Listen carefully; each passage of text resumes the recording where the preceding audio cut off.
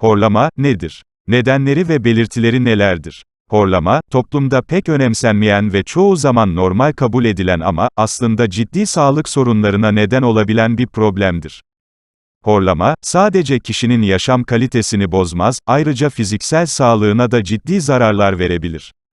Aşırı kilo, burunda deviyasyon problemi, dilin normalden büyük olması, sinüzit, geniz eti, alt çenenin küçüklüğü, yanlış uyku pozisyonu, alkol ve sigara kullanımı gibi sebepler, horlamaya neden olan faktörlerden sayılabilir ve horlama sorununa bağlı olarak hastalarda uyku kalitesi, önemli ölçüde etkilenir.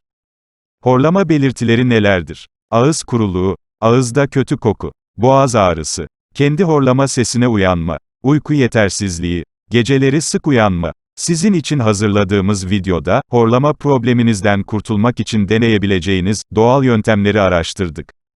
Nane yağı. Bazen horlamanın nedeni, göğüste olan sıkışıklık ya da burun tıkanıklığı olabilir.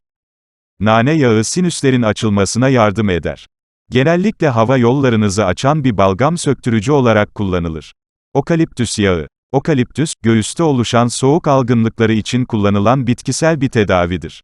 Okaliptüs yağının yaklaşık %70 ve %90'ı antioksidan ve ağrı kesici özelliğe sahiptir. Okaliptüs yağını birçok şekilde kullanarak horlamaları önleyebilirsiniz. Yatmadan hemen önce kaynatılmış suyu bir kaba koyarak içine 2 ya da 3 damla okaliptüs yağı damlatın ve 30 santimetre mesafeden kafanızı bir havlu ile kapatarak, bu suyun buharını içinize çekebilirsiniz. C vitamini almayı ihmal etmeyin, yeterli miktarda C vitamini tüketerek sinüslerinizin temizlenmesine yardımcı olabilirsiniz. C vitamini açısından en zengin olan yiyecekler ise brokoli, portakal, limon, papaya ve en önemlisi ananastır. Yatmadan 1 saat önce içilen bir bardak taze portakal suyu ya da ananas suyunun faydasını göreceksiniz.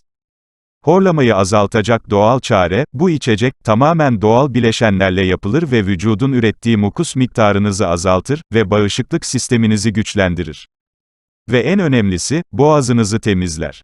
İçindekiler, 2 adet havuç, 2 adet elma, 1 limonun çeyreği, 1 çubuk zencefil, 1 bardak portakal suyu. Bütün bu malzemeleri, blenderdan geçirin ve yatmadan 2 saat önce için. Videomuzu beğenmeyi ve kanalımıza abone olmayı unutmayın. İzlediğiniz için teşekkürler.